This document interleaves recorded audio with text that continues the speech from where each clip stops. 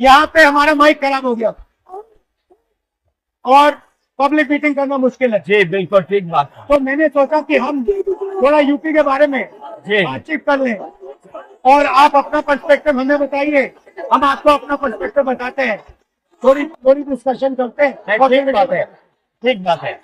मैं समझता हूँ कि जब माइक खराब हो गया हम दोनों बात करेंगे, वो रिकॉर्ड होकर के जाएगी तो लोग बेहतर और अच्छा समझेंगे और अच्छा रिजल्ट आएगा। और क्योंकि सोशल मीडिया से वेल कनेक्टेड है तो सब लोगों को जानकारी मिल जाएगी कि हमारा आप क्या बोल रहे हैं।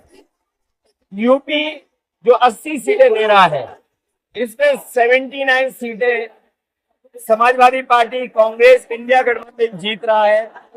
एक जो क्यूटो है उसमें हम और आप लड़ाई में हैं।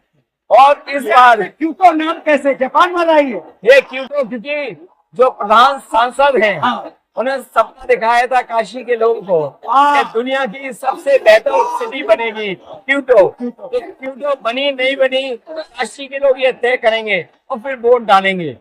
इस बार मन मर्जी नहीं चलनी है, मन की बात नहीं चलेगी, हमारे आपकी बात और 140 करोड़ लोगों की बात और संविधान की बात होगी। और आपने देखा, हम सब ने देखा कि यूपी को नरेंद्र मोदी जी ने बेरोजगारी का सेंटर बना दिया और इतनी बेरोजगारी की है। ये जितने बच्चे दिखाई दे रहे हैं, ये दिखाओ लोग हैं, दिखाओ जो अग्निवीर या पेपर से नौकरी नहीं मिली है, सब रोजगार नौकरी चाहते हैं। बीजेपी ने जो झूठे सपने दिखाए थे इन्वेस्टमेंट मीट के, जो झूठा सपना दिखाया था डिफेंस एक्सपो का, जो सपने बेचे थे G20 के, लेकिन इन नौजवानों को न नौकरी मिली न रोजगार मिला, आज ये खाली हाथ हैं।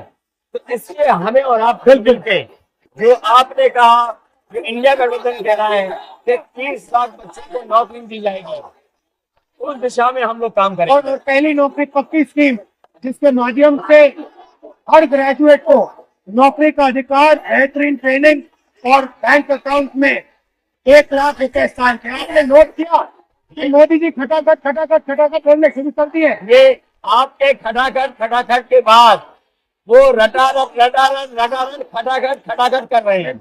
अच्छा आप एक बात बताइए, मुझे क्यूरियोसिटी है, थोड़ा आप अपने पापा के बारे में मुझे बताइए जी। मुलायम सिंह यादव जी के बारे में बताइए, आपने उनसे क्या सीखा? नेताजी और उनके साथ के लोग बिल्कुल जमीनी राजनीति करते रहे। हालांकि नेताजी कुश्ती, पहलवान और गांव के थे। कुश्ती नहीं, मैं कुश्ती नहीं कर पाया जीवन में, क्योंकि मैं मिलिट्री स्कूल में चला गया तो कुश्ती नहीं कर पाया। लेकिन नेताजी इसीलिए धरती पुत्र बोले गए कि वो जमीन की बात को समझते थे। धरती पे जो लोग हैं उनकी क्या भावना है उसको लेकर के वो आगे बढ़ाना चाहते थे। और आपका इस क्षेत्र से, इस शहर से आज का लगाव नहीं है, मत जाने कितने सालों पुराना लगाव है।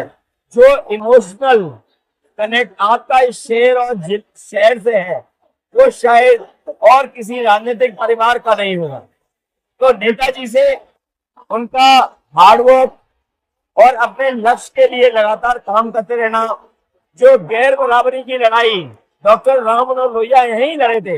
हालांकि हमारी आपकी विचारधारा की यहाँ टकराव रहा, लेकिन हमारे व्यक्तिगत या जो सिद्धांत में कभी समझौता नहीं हुआ। सिद्धांत को लेकर के हमने आपके साथ खड़े हुए और कई बार खड़े हुए, और आपकी भी पार्टी सिद्धांत से बहुत करीब रही समाजवादियों के। बट मुझे लगता है कि अब एक नई तरीके की पार्टनरशिप बन रही है, क्योंकि जो इस बार हमारा कोऑपरेशन है शायद पहले ऐसा कोऑपरेशन नहीं हुआ है। मतलब बिल्कुल सब जुड़ गए हैं। सबसे अच्छा ये है कि जितना उन्होंने कहा 2 लड़कों की जोड़ी, उतना युवा आपसे, हमसे, इंडिया गठबंधन से और जुड़ गया है। तो ये नेचुरल अलायंस है, और नेचुरल अलायंस इसलिए लोग महसूस कर रहे हैं कि वो चाहते हैं कि नौकरी और रोजगार मिले, नौकरी और रोजगार मिले। ये बड़ी भावना है कि हमसे, आपसे ये यूथ कनेक्ट कर रहा है। सबसे बड़ी बात, महंगाई की चोट सबसे ज्यादा इन लड़कों को लगती है। हमारी थिंकिंग है और आपकी भी है कि ये जो 22-25 लोगों को नरेंद्र मोदी जी ने पूरा का पूरा धन पकड़ा है, इसको ठीक करने के लिए जो हमारे युवा हैं, माताएं बहनें हैं, उनको डायरेक्ट बैंक अकाउंट पे पैसे देना है। देखिए, ये जो लोगों के पास पैसा पहुंचने से जो अर्थव्यवस्था को लाभ मिलेगा, मैं समझता हूं इनका भाग्य भी बनेगा और देश की अर्थव्यवस्था ही बेहतर होगी। ये जरूरी स्कीम है कि इनके अकाउंट में पैसा पहुंचे, जिससे थोड़ा बहुत जीवन स्तर इनका भी अच्छा हो। नरेंद्र मोदी जी डिबेट से क्यों डरते? क्योंकि वो सच का सामना नहीं कर रहे ना, पूरा उनका झूठ का गुब्बारा है। वो बीजेपी और बीजेपी के लोग मन मर्जी से चलते हैं, अपनी मर्जी से चलते हैं और उनको लगता है कि डिस्कशन की कोई जरूरत नहीं है क्योंकि वो सब कुछ जानते हैं। डेमोक्रेसी में जितना डिस्कशन होगा, जितने विचार एक दूसरे को हम सुनेंगे और एक दूसरे पे भरोसा करेंगे, उतना हमारा लोकतंत्र मजबूत होगा। ये बीजेपी के लोगों ने न केवल हमारी जान को खतरा पैदा किया है, लोकतंत्र को भी, संविधान को भी खतरा पैदा कर रहा है। और इसका नतीजा दिख रहा है कि चाइना हमारी जमीन के अंदर आ गया, ये बेरोजगारी बढ़ती जा रही है, जो प्रोडक्शन होता है वो नहीं हो रहा है और पूरा का पूरा एक्सटॉर्शन, ईडी, सीबीआई, ये लोग मतलब एक्सटॉर्ट करने हैं। कई बार सुनने को मिल रहा है और सरकार स्वीकार नहीं कर रही है, लद्दाख की हमारी सीमाएं सुरक्षित हो गई और अरुणाचल के आसपास या सीमा जो चीन से छू रही है वो बहुत असुरक्षित है। तो चीन से जहां हमारा सीमाओं का खतरा है, वहीं चीन से हमारे बाजार को भी खतरा है। तो कहीं ना कहीं हम लोगों को अपनी मैन्युफैक्चरिंग इकोनॉमी और मैन्युफैक्चरिंग इकोनॉमी को बढ़ावा देना पड़ेगा। और ये जो स्कीम है, पहली नौकरी पक्की और महालक्ष्मी, ये मैन्युफैक्चरिंग सिस्टम को, इकोनॉमिक सिस्टम को जंप स्टार्ट करने के तरीके हैं।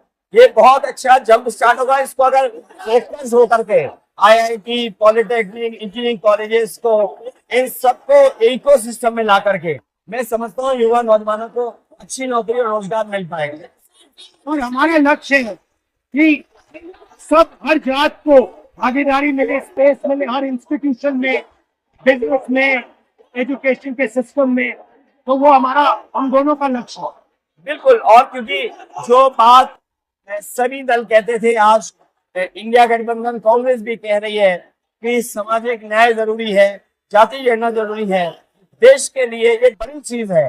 जो दुनिया में अमेरिका है, यूरोप है, अपने उन लोगों के लिए जो पीछे छूट जाते हैं, उनके लिए कुछ काम करते हैं। तो हमारा जो देश जाति के आधार पर पिछड़ा है, तो इसको आगे बढ़ाने के लिए ये बड़ी भूमिका होगी इस बार। बहुत अच्छा लगा, अच्छी बहुत अच्छा रहा, बहुत अच्छी मीटिंग है। मुझे लगता है कि ये यूनिक मीटिंग है क्या?